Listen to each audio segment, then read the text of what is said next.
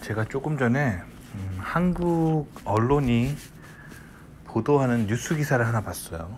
근데 그 한국 언론은 대표적으로 한국의 좌파 언론이라고 알려진 곳에서 미국을 또 묘사하는 거예요. 근데 제가 항상 여러분들에게 왜 자꾸 이런 얘기를 하냐면, 한국에서 여러분들이 언론을 통해서 미국을 보는 거를 여러분들이 그거를 지식으로 받아들이시면 안 됩니다. 왜냐면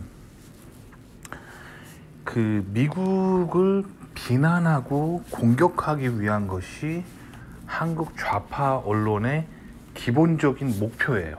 그러니까 한국의 좌파는 기본적으로 반미, 친중, 종북을 합니다. 그러니까 미국을 반대하고 중국이랑 친하게 지내려고 하고 북한과 손을 잡으려고 하는 그런 스탠스죠. 그러니까 미국을 항상 나쁘게 악마화해서 묘사하는 것이 한국 좌파 언론의 목표이기 때문에, 여러분들 한국에서 미국 유학을 준비하려고 언론을 볼 때 좌파 언론을 진짜 조심하셔야 돼요. 한국 좌파는 거짓말쟁이, 이 공식으로 이해하시면 거의 맞아요. 한국 좌파는 거짓말을 되게 많이 합니다. 자, 그래서 제가 방금 본 한국 좌파 언론이 뭐라고 얘기했냐면, 그 한 좌파 언론사 기자가 미국의 뉴욕을 취재했어요. 그래서 본인이 미국의 뉴욕을 갔는데, 그 뉴욕에서 그 한 커피숍 앞에서 자기가 커피를 시켜 먹었는데, 커피 종업원 직원이 쓰레기를 커피나 그런 빵이나 이런 음식물 쓰레기를 그냥 이렇게 봉지에 담아갖고 와가지고 그냥 업소 앞에다가 그냥 휙 던져버리고 그냥 들어가가지고, 너무 지저분하고 시민의식이 너무 없다, 미국이 이러면서도 선진국일 수 있냐, 이렇게 시민의식이 없다니, 이걸 막 비판하는 그런 언론 보도였어요. 근데 제가 드리고 싶은 말씀은, 이 좌파 언론 기자가, 한국 좌파 언론 기자가 미국의 시스템을 전혀 모르면서 그냥 밑도 끝도 없이 한국이랑 비교하면서 미국인들의 시민의식이 낮다, 로우하다는 거죠. 낮다고 이렇게 비판하는 그런 영상을 보고, 여러분들 이런 영상을 보고 이런 좌파들의 무조건 미국 가기 영상을 보고 영향받으시면 안 돼요. 그럼 잘못된 정보를 얻는 거예요. 거짓말에 속으면 결국엔 미국을 보는 눈이 삐딱하게 돼서 미국에서 망하는 겁니다. 아주 심플한 이론이에요. 아시겠죠? 미국을 정확하게 보셔야 돼요. 아시겠죠? 자, 미국은요, 공공 시스템에 의지하는 나라가 아니에요. 그러니까 여러분들이 자본주의가 뭔지를 아셔야 돼요. 자본주의. 자, 제가 설명을 드리겠습니다. 미국이 왜 자본주의 세계에서, 전 세계에서 자본주의가 가장 발달한 나라고 자본주의의 원탑이고 전 세계에서 왜 제일 잘 사는 나라인지 설명을 드려보도록 하겠습니다. 기본적으로 미국 사람들은요, 건국 세력이 청교도라고 하는 개신교인들입니다. 성경적으로 나라를 만들어 놨어요. 그래서 성경에 의하면 인간이 자꾸 뭔가 시스템을 만들고 정부가 나타나고 왕이 나타나고 어떤 그런 인간의 시스템이 나타나면은, 인간이 자꾸 이제 큰 정부를 만들게 되면 그 자꾸 인간적인 생각으로 그 통치권자들이 나타나게 되면서 세상은 악으로 간다라고 성경은 말하고 있습니다. 아시겠죠? 그래서 성경을 읽는 개신교인들은 그래서 사회주의 공산주의를 안 좋아하는 거예요. 그래서 미국의 대부분의 성경을 읽는 청교도의 후예들은 사회주의 공산주의를 안 좋아합니다. 왜냐하면 칼 마르크스의 기본적인 사상은 뭐냐면, 신은 없다. 그렇기 때문에 인간 사회에 유토피아가 이루어지기 위해서는 인간적으로 시스템을 만들고 그런 공산당 같은 그런 강한 정부가 나타나서 부자들의 세금을 많이 뜯고 가난한 사람에게 나눠줘야 된다. 이게 거의 좌파 이론의 핵심이죠. 요게 말이죠, 성경은 이게 악하다고 말합니다. 그럼 성경이 말하는 훌륭한 사회는 뭐냐면, 개개인이 자유의지를 가지고 개개인이 성경을 열심히 믿는 신앙을 가지고 누구나 서로 터치함 없이 자유하게 알아서 자치적인 그런 작은 사회를 만드는 게 가장 아름답다라고 성경은 말합니다. 아시겠죠? 그래서 영국의 유명한 그런 개신교인이자 신학자였던 유태인 혈통의 아담 스미스라는 경제학자가 있습니다. 아담 스미스는 평소에 본인이 신학자이자 개신교인이자 경제학자였기 때문에 성경을 열심히 읽었겠죠. 그리고 성경에 나와 있는 세계관, 그걸 그냥 경제학의 원리로 얘기한 거예요. 근데 경제학 컨퍼런스 같은 데 가서 이제 얘기하려면 하나님 얘기를 좀 하면 안 되겠죠. 왜냐면 이제 경제학자들은 이제 경제만 얘기하고 싶으니까. 이 아담 스미스는 신학자였어요. 신학자이면서 경제학자였는데, 또 신학 컨퍼런스에 가면 이제 뭐 하나님은 어떠시고 막 얘기를 하겠지만, 여기는 신학 컨퍼런스가 아니잖아. 경제학 컨퍼런스니까, 그럼 하나님을 얘기하지 말고 그냥 성경에 나와 있는 경제관만 얘기하자 해서 그 사람이 펼쳐낸 이론이 바로 그 유명한 아담 스미스의 국부론입니다. 그래서 아담 스미스의 국부론은 굉장히 성경적인 가치관이에요. 그래서 그냥 작은 정부를 만들면 그게 가장 강력한 사회가 된다는 거죠. 그러니까 인간이 다른 인간을 막 규제하고 통치하려 하는 게 아니라 그냥 놔두면 된다는 거죠. 근데 그렇다고 야생의 아마존 정글 같은 데서 그냥 야생으로 살면은 또 위험하죠.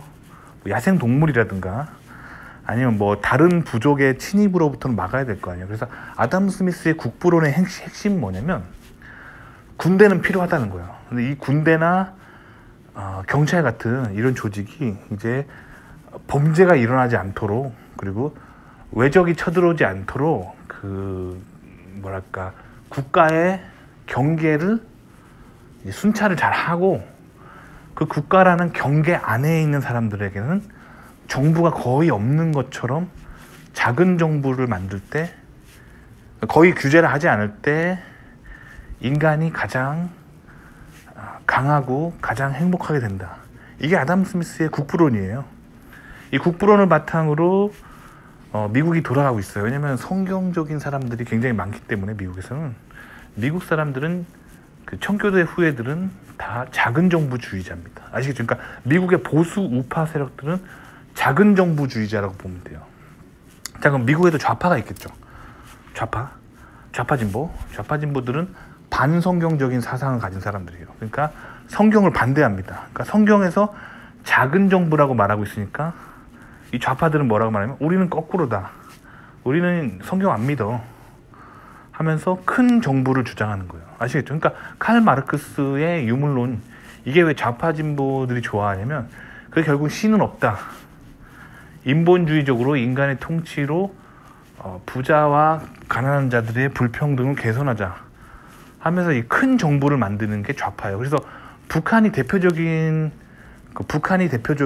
그리고 중국이 대표적인 그런 큰 정부, 공산당의 대표적인 예죠. 공산당 일당 독재가 나타나면서 이제 공산주의가 나타나는 게 이 좌성향의 사회인 거예요. 아시겠죠? 이해가셨죠? 자, 그래서 한국은 사실 자유민주주의와 그런 양당제를 바탕으로 한 자본주의죠.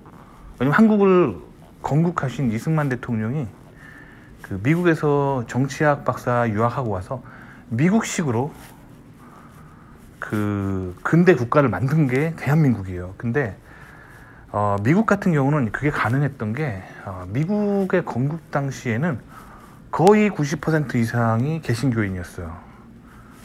그래서 미국은 이런 청교도적인 질서가 가능했거든요. 성경적인 국가가. 근데 한국은 그게 좀 힘들죠. 근데 미국도 이제 건국 이래로 역사가 쭉 내려오면서 미국도 개신교인이 점점 줄고 있어요. 줄어들고 있어요. 왜 그러냐면 이제 외국인들을 자꾸 유입하면서 이제 외국인들 외국인들이 자꾸 누입되면서 특히 이제 남미에서 온 카톨릭 신자들에 의해서 좌성향이 나타나고 있죠. 그래서 이 청교도 스타일의 우성향이 점점 약해지고 있습니다. 그래서 미국도 지금은 개신교인이 전체 인구의 45% 정도, 이 정도로 많이 줄었어요. 한때는 거의 90%까지 개신교였었죠. 왜냐면 그 건국 자체가 유럽을 탈출해온, 유럽이 투머치 레프트라서, 유럽이 너무 좌파 진보여가지고 그걸 탈출해서 온 그 굉장히 보수적인 개신교인들이 만든 국가였기 때문에 초기 국가는 개신교인들이 압도적으로 많았겠죠. 근데 점점 이민을 받아들이면서 이제 미국도 개신교 인구가 줄어들면서 좌성향이 좀 나타나고 있어요. 근데 아직도 미국의 보수 핵심 세력들은 아직도 굉장히 성경적이고 청교도 정신이 남아 있습니다. 반면에 한국은 이제 한국이 건국된 이후로 이승만 대통령이 그 기독교 개신교 보급을 위해서 굉장히 노력했고, 이승만 대통령으로 인해서 개신교인이 된 사람이 100만 명이 넘는다고 하죠. 하지만 워낙 유교적인 정서가 강했기 때문에 개신교가 뿌리 내리는 데 실패했고, 그리고 이승만 대통령 자체도 정치적으로 실패했습니다.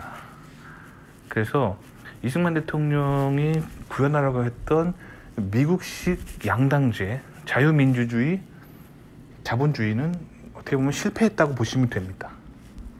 왜냐하면 이승만 대통령 이후에 나타났던 뭐 박정희 대통령 같은 사람들, 뭐 우파라고 하지만 미국은 박정희 대통령한테 항상 굉장히 큰 퀘스천을 날렸어요. 저 사람은 우파가 아닌데 오른쪽이라고 얘기하니까 항상 굉장히 퀘스천을 날렸어요. 아시겠죠? 그래서 한국 사람들이 이 박정희 대통령 이후에 한국 정치 때문에 좌파가 뭐고 우파가 뭔지를 모르는 거예요. 한국 사람들은 이 박정희 대통령이 공산당을 항상 때려잡았기 때문에 공산당 싫어하면 우파라고 생각하는데, 그게 한국이 좌우를 구분하게 못하게 되는 큰 원인이 될 수 있습니다. 원래 이 좌파 우파가 온 미국식 시스템에서는 성경적이면 우파, 반성경적이면 좌파입니다. 그리고 그거를 정치의 자유를 보장하는 거예요. 우파를 하든 좌파를 하든 보장하는 겁니다. 왜냐하면 에덴 동산에서 아담과 이브가 선악과를 따먹든 따먹지 않든 하나님이 그 자유를 보장해 주셨어요. 그러니까 이 땅을 살아가면서 자유롭게 선택하는 거, 그 자유의지가 굉장히 성경적인 거기 때문에 미국이 양당제를 취하고 있는 거예요. 자유민주주의와, 아시겠죠? 하지만 그 미국의 건국 세력들이 기본적으로 성경적 정치를 하고 있기 때문에 미국이 굉장히 성경적인 국가관이 나타나는 거예요. 그래서 미국의 쓰레기 처리가, 왜 쓰레기 처리하면서 왜 성경이 나오냐면, 그러니까 성경이 말하고 있는 올바른 사회는 작은 정부라는 거예요. 정부가 크지 않아야 되고 인간이 자유롭게 경제 활동을 하는 거예요. 그러니까 미국은 그래서 뭐 의료보험이든 연금제도든 쓰레기 처리든 다 민영회사에서 합니다. 그러니까 미국에서 내가 의료보험을 갖게 되는 거는 내가 똑똑해서 공부를 잘해서 좋은 회사를 가서 좋은 회사에서 저에게 좋은 의료보험을 주는 거예요. 나의 어떤 연봉과 함께 복지의 혜택으로서 그렇게 누릴 수 있는 것이 의료보험입니다. 민영화예요. 민영화. 아시겠죠? 그리고 연금도 마찬가지예요. 제가 노후연금을 하고 있는데 이게 국가에서 관리하는 게 아니에요. 제 연금 시스템은 제가 알기로 제 연금 시스템 관리하는 회사는 뉴욕의 월스트리트에 있어요. 월스트리트에 있는 투자 전문 회사가 제 연금 회사예요. 그래서 제가 회사에서 연봉의 한 6% 정도를 그 매달 꼬박꼬박 월급의 6% 정도를 이 월스트리트에 있는 이 투자 회사에 제 연금 계좌로 꼬박꼬박 들어가게 자동 계좌 이체를 해놨어요. 그리고 제가 6% 이렇게 해놨을 때 회사에서 복지의 일환으로 당신의 노고를 보상해 줍니다 하면서 회사에서 나에게 내 연봉의 6%에 해당하는 돈을 회사에서 보너스로 줘요. 그래서 그거를 나한테 직접 주는 게 아니라 그 뉴욕의 월스트리트에 있는 투자 회사에 제 연봉의 그러니까 월급의 6%에 해당하는 금액을 회사에서 보너스로 넣어주고 있어요. 그러니까 12%씩 매달 들어가는 거예요. 내 월급에서 나가는 건 6%, 회사에서 6%또 매칭해주고, 그리고 12% 들어가고 있죠. 민영연금 시스템이에요. 국가가 해주는 게 없습니다. 쓰레기도 마찬가지예요. 쓰레기도 국가가 해주는 게 아니라 민영 쓰레기 회사에서 우리 집 쓰레기를 치워주는 거예요. 그리고 저는 매달 돈을 냅니다. 아시겠죠? 제가 미국에서 미국식 하우스를 보유하고 있었던 적이 있었거든요. 그래서 그때 제가 냈던 돈이 한 달에 30불이죠. 30불 정도 꼬박꼬박 돈을 내면은 쓰레기 업체들이 와서 치워줍니다. 근데 이게 제가 30불짜리 했거든요. 월 30불짜리. 근데 선택할 수 있어요. 더 싼 것도 있어요. 월 20불짜리도 있고 30불짜리도 있고 40불짜리도 있고 50불짜리도 있어요. 이게 뭐냐 해서 물어보면 이제 브로셔를 줍니다. 결국엔 쓰레기통 크기예요. 쓰레기통 크기. 아시겠죠? 그래서 제가 이제 아파트 살았을 때는 아파트 렌트비에 쓰레기 처리 비용이 포함되어 있습니다. 뭐 예를 들면 한 달에 뭐 1,500불 렌트를 낸다면 이 1,500불 렌트에 자세히 이렇게 명세서를 보면은 그 쓰레기 처리 비용이 포함되어 있어요. 그래서 월세 렌트 살 때는 쓰레기 처리 비용이 있는지 모르지만 있어요. 있는데 어쨌든 아파트 같은 경우는 그 아파트 공용 그 입구 같은데 굉장히 큰 쓰레기통이 있습니다. 거기다가 그냥 갖다 버리면 돼요. 그냥 쓰레기 그 까만 봉투 있잖아요. 큰 거. 거기다가 그냥 쓰레기 다 넣어가지고 묶어가지고 그냥 던져놓으면 됩니다. 그리고 이 쓰레기 봉투는 미국은 슈퍼마켓에서 팔아요. 한국 종량제 봉투처럼 비싸지 않아요. 그냥 쓰레기 봉투라고 해서 그냥 팔아요. 뭐 예를 들면 뭐 쓰레기 봉투 큰 거 하나에 뭐 예를 들면 한 100원 정도 하는 그런 싼 봉투 사가지고 까만 봉투 있잖아요. 거기다가 그냥 쓰레기 넣어가지고 버리면 됩니다. 아시겠죠? 이렇게 버리면 돼요. 이게 미국의 쓰레기 처리하는 방식이고, 그 다음에 제가 아파트 살 때 말고 집을 소유한 적도 있었거든요.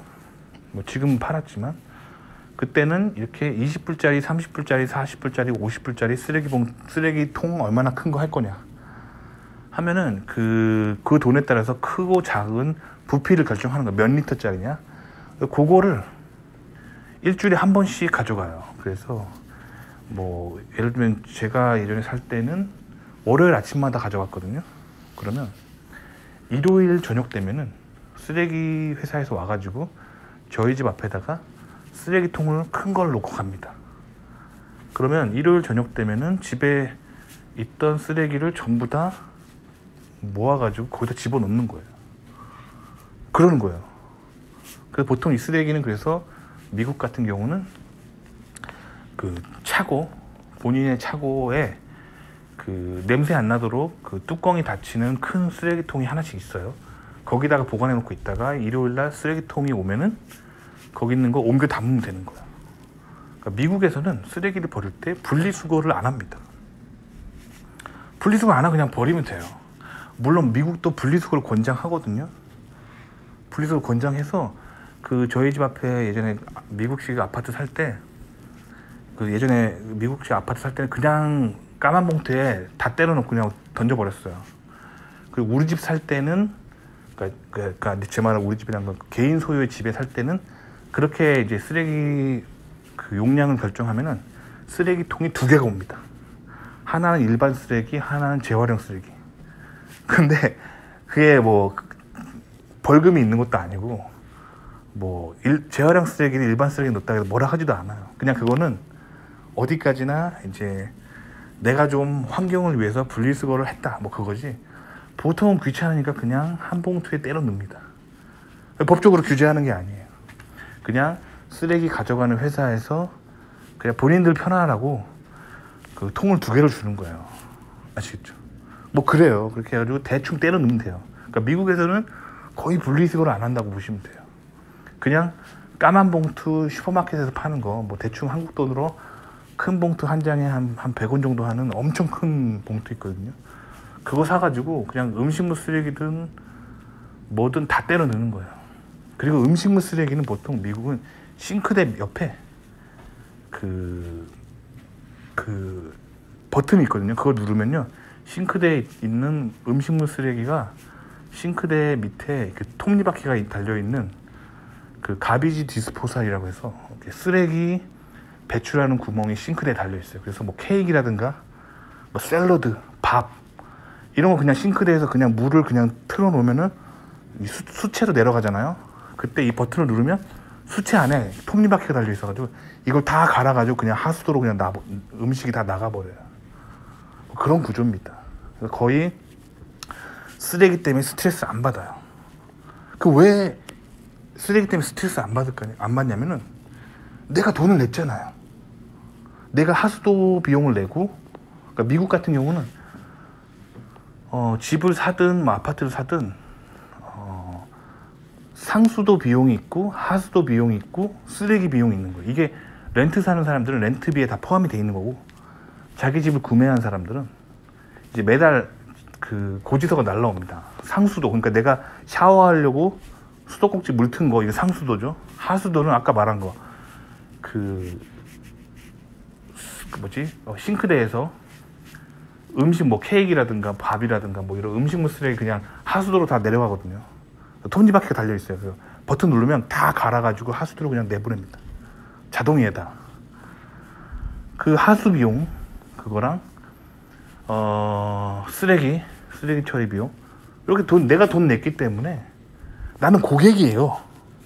그렇기 때문에 그 쓰레기 처리는 내가 돈을 냈기 때문에 예를 들면 하수도는 하수도를 담당하는 회사에서 그 하수 처리 비용을 내가 냈기 때문에 그 하수 처리는 회사에서 하는 거예요. 하수 처리하는 회사에서 알아서 자기들이 하겠죠. 난 어떻게 되는지 몰라요. 그냥 버튼만 누르고 그 싱크대에서 그냥 음식물을 버렸을 뿐이에요. 그럼 알아서 갈아가지고 하수도로 다 나갑니다. 난 어떻게 되는지 몰라요. 알아서 하겠죠. 내가 돈 냈으니까. 마찬가지로 쓰레기도 대충 때려 넣어가지고 그냥 그 일요일날 오는 배달되는 쓰레기통에다가 그냥 다 때려 넣으면 돼요. 어디로 가는지는 전 모릅니다. 분리수거는 글쎄요, 그 회사에서 알아서 하겠죠. 왜냐면 자기들 이윤이니까. 뭐 빈병이라든가 페트병 같은 거들은 자기들이 알아서 하겠죠. 하지만 뭐 이럴 때가 있어요. 좀 파티하고 나서 뭐 페트병이 굉장히 많이 나오는 날이 있겠죠. 그런 거는 따로 그냥 일반적으로 슈퍼마켓에서 쓰레기 봉지를 살 때 까만 쓰레기 봉지랑 파란 쓰레기 봉지를 사요. 두 가지를 삽니다, 보통. 그래서 까만 쓰레기 봉지는 일반 쓰레기를 버리고, 그 파란 쓰레기 봉지에는 보통 페트병을 집어넣죠. 페트병 정도는 뭐 그냥 분리해 줍니다. 근데 한국처럼 이렇게 빡세게 하지 않아요. 대충 하면 돼요. 안 해도 돼. 벌금 같은 거 없어요. 하지만 그냥 일반적으로 그냥 해주는 거죠. 그렇게 해서 대충 그냥 던져 넣으면은 쓰레기 처리하는 회사에서 알아서 가져가고 알아서 지들이 분리수거를 합니다. 이게 미국의 시스템이에요. 이게 민영화한 거예요. 민영화 아시겠죠? 자, 그러면 미국에서 이런 민영화의 결과 어떤 일이 나타나냐면, 자, 봐봐요.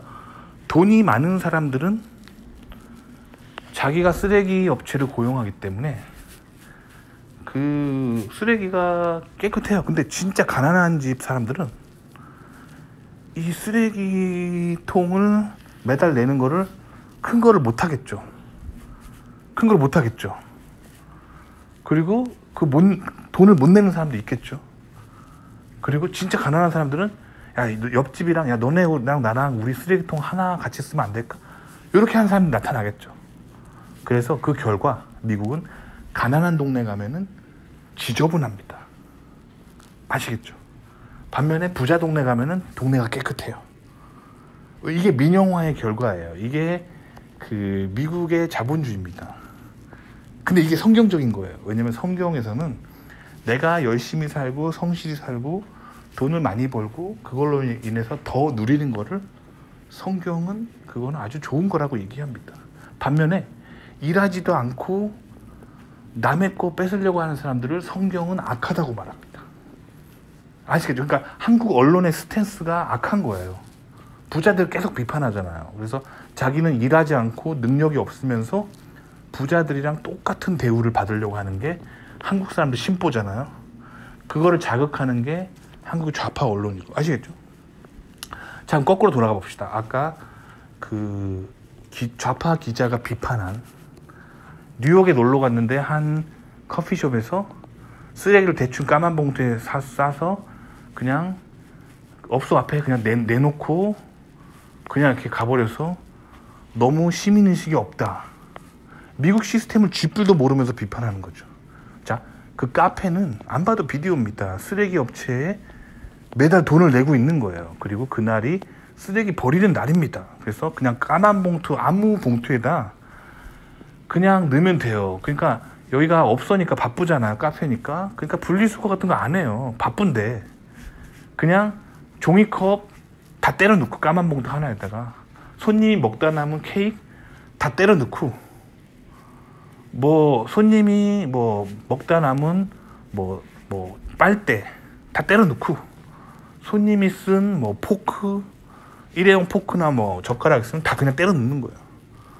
다 때려 넣고 그냥 까만 봉지에 넣고 큰 까만 봉지에 넣고 그냥 입구 막은 다음에 그냥 가게 앞에 내놓으면 그날 저녁에 뭐 다 퇴근하고 쓰레기차가 돌면서 다 한번 집어가든지 뭐 그러겠죠. 그러니까 이게 민영화의 결과예요. 근데 한국은 어떠냐면은 저는 이제 저희 장모님이 한국에 아파트 사시거든요. 그래가지고 가끔 한국 놀러 가면은 뭐 저는 1년에 한 두세 번씩 한국 휴가를 갑니다. 장모님 댁에 가서 이제 자고 올 때가 있어요. 와이프랑 장모님 댁에 놀러 가가지고 그러면 아무래도 사위니까 그 쓰레기 이렇게 분리수거하는 날 있잖아요. 한국 아파트는 쓰레기 분리수거하는 날이 있잖아요. 그럼 제가 도와드려야 된단 말이에요. 그러면은 제가 한국에서 쓰레기를 분리수거하면서 저는 항상 의문이에요. 왜냐면 이걸 왜 내가 하지? 이걸 왜 내가 하냐고. 그거 이상하잖아요. 그러니까 한국도 보면 쓰레기는 정부에서 가져가지만 분리수거하는 재활용품은 민간업체에서 가져가거든요. 그러면 이 민간업체 쓰레기 있잖아요. 하여튼 2번 가져가는데 그 정부에서 가져가는 그 쓰레기는 쓰레기 봉투 종량제 돈을 내야 되잖아요. 비싼 돈 내야 되잖아요.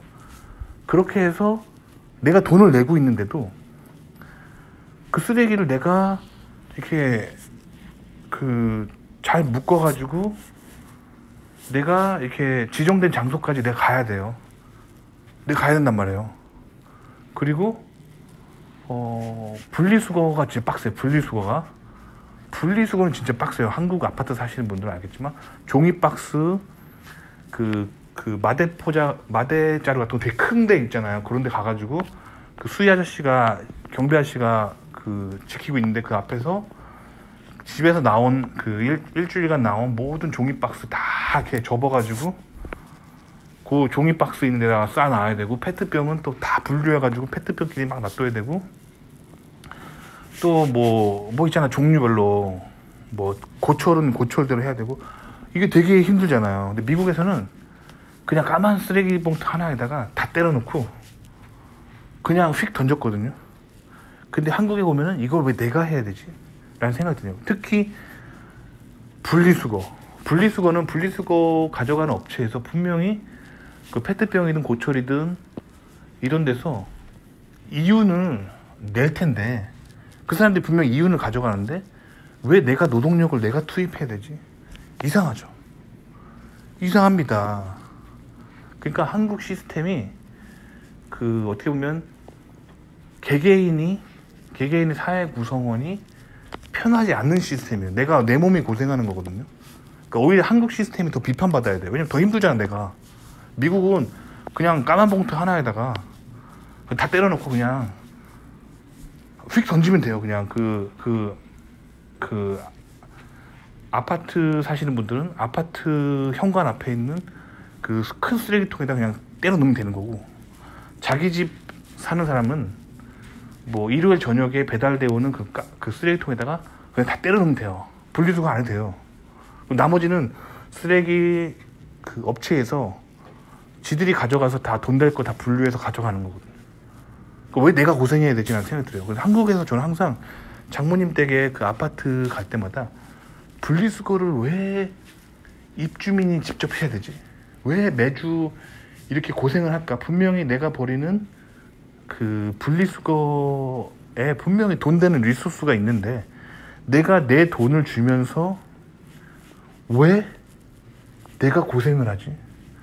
그러니까 뭔가 굉장히 비합리적이고 그 자본주의적이지 않은 요소가 있거든요. 지금 여기 분명히. 근데 왜 미국이 비판받아야 되죠? 미국이 더 편한 시스템이고 미국이 더 좋은 시스템이에요. 아시겠죠? 그러니까 이 좌파 언론이 그냥 무조건 미국을 까는 거예요. 그래서 미국의 시민의식이 없다라고 비판하는 건데, 아니 자본주의 그 사회에서 내가 고객이고 내가 쓰레기 처리 비용을 냈는데 내가 편해야 되는 거잖아요. 그렇죠? 그러니까 이게 한국이 뭔가 이제 가지고 있는 그 시스템이 이게 자본주의적이지 않은 요소가 있다는 거죠.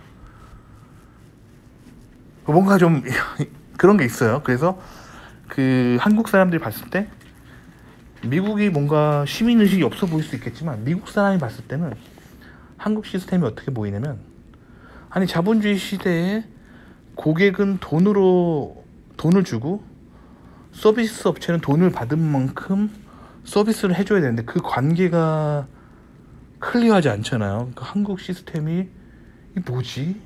이런 생각이 들어요. 제가 진짜 그래요. 장모님 댁에 항상 갈 때마다 내가 뭐 내 건 아니지만 우리 장모님 쓰레기고 장모님 집에서 나온 종이랑 페트병, 뭐 플라스틱, 고철 분명히 돈이 되는 건데 돈이 되는 걸 주면서 왜 이 노동력까지 제공해야 되지? 이렇게 항상 퀘스천 마크예요. 그리고 종량제도 이 봉투는 뭐 음식물 쓰레기 버리는 종량제 봉투는 왜 이렇게 비싸지?